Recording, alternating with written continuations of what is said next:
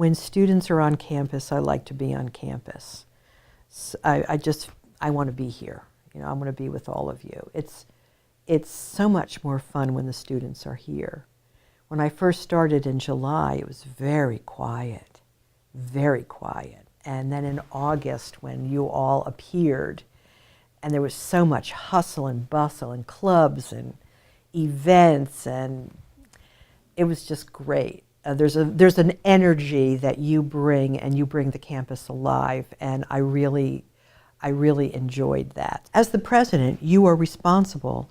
The buck stops here. You're responsible for the money, making sure our students get the education they're paying for, making sure our students are safe, making sure that we have new programs that students want, making sure we have a vehicle that students can get jobs after they graduate. So it's very, very student focused. And it starts with the enrollment piece. And I've been here since 2000, so I served for 13 years, the last 2 as chairman of the board. So I had a lot of knowledge, and the board asked me to step in because I was retired, so I did not have a job, and I knew a lot about the school, and I knew a lot of the people already, and I think that kind of helps jumpstart your presidency if you know the people. I would tell you that you learn much more by not talking and listening than you do by making speeches and talking. So I tried to do that a lot. The criteria that they are discussing, although nothing is finalized, I want to stress that, is that students who borrow money to go to school will, their starting salaries when they get a job, their monthly payments of their loans will not be able to exceed a certain percentage of their salaries. So you may think, well, big deals. Okay. Well, it is a big deal. It's a big deal for a school like Cabrini because a lot of our graduates are teachers.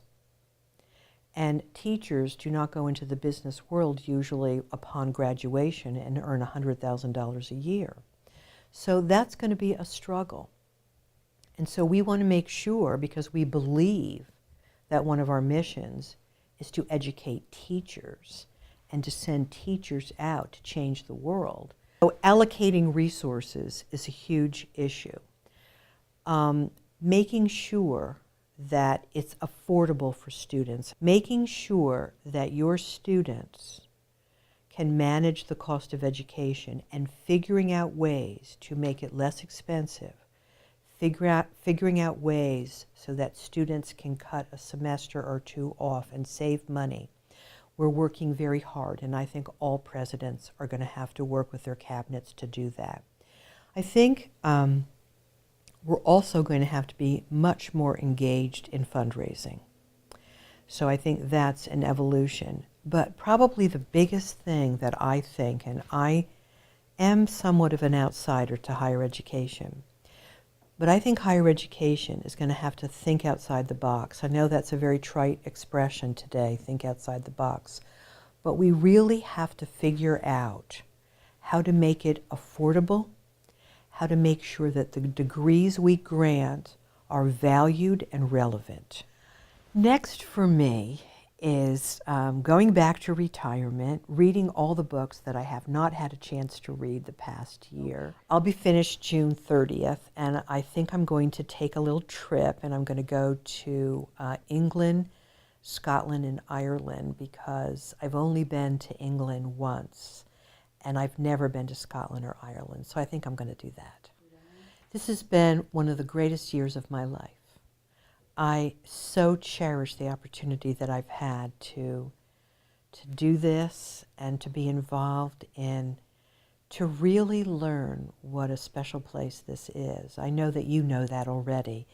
But when you're here every single day and you meet the people and the students who are passionate and have fresh eyes on issues, and the faculty who I just think are wonderful here and so devoted to all of the students, and the staff who care about each other and care about the students and care about something bigger than themselves. Everybody here is like that. And I think I've learned truly what a special place this is in such a deep and meaningful way. I'll never forget this experience.